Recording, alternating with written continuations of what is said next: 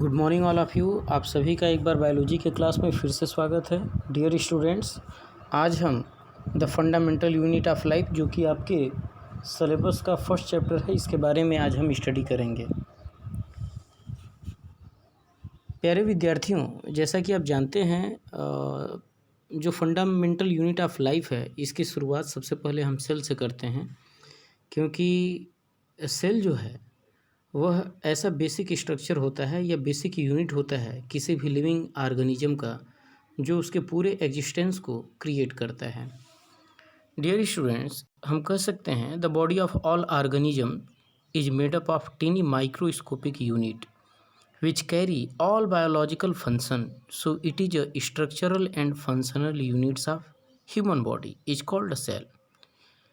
यानी सेल वह smallest microscopic unit होता है जो किसी लिविंग बीइंग के एग्जिस्टेंस को क्रिएट करता है।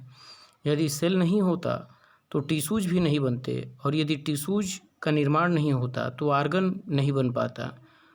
यानी टिश्यूज के मिलने से आर्गन का फॉर्मेशन होता है, और यह जो आर्गन है वह एक ऑर्गेनिक सिस्टम का निर्माण करता है।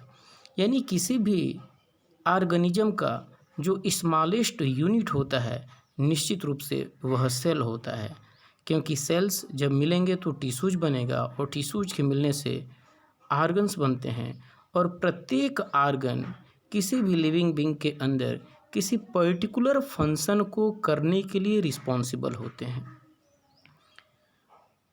यदि हम सेल को देखें तो वास्तव में 1665 में रॉबर्ट हुक ने सेल का खोज किया था।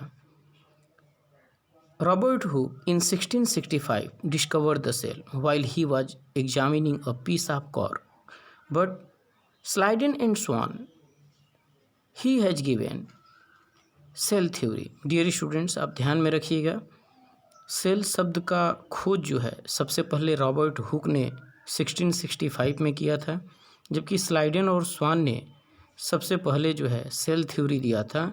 और फ्री लिविंग सेल का खोज जो है एंटोनी वॉन लीवेनहॉक ने किया था। सेल थ्योरी किन्हीं भी दो बातों पर आधारित होता है। स्लाइडन स्वान ने सेल थ्योरी में मेनली दो बातों को बताया। पहला, उन्होंने कहा all organisms are composed of one or more cell, that means cell is the basic unit of any living beings. और दूसरा, all cells arise from pre existing cell.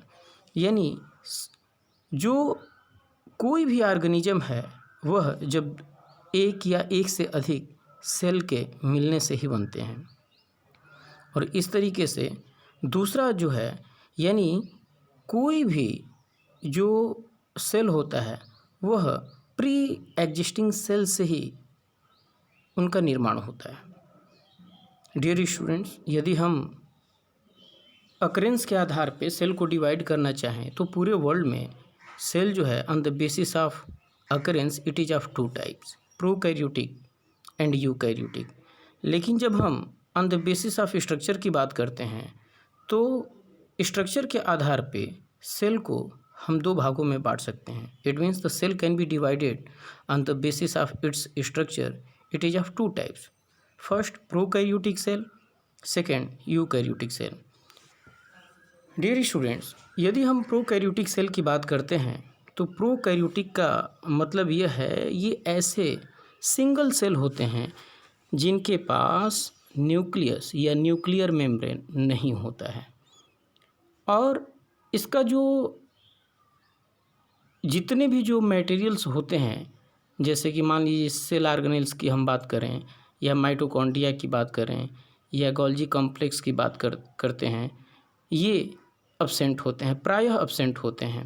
जैसे कि हम बात करें साइनोबैक्टीरिया की, ये सभी के सभी जो है प्रोकैरियोटिक सेल में आते हैं, क्योंकि साइनोबैक्टीरिया और कुछ ऐसे जो माइक्रो ऑर्गेनिजम्स होते हैं वो सभी सिंगल सेल से मिलकर बने होते हैं। और ये जो सिंगल सेल होते हैं, ये इनका सेल ऑर्गेनेल्स कभी भी वेल डेवलप नहीं होता है। इसी तरीके से यदि हम यूकैरियोटिक को देखें तो यूकैरियोटिक का मतलब होता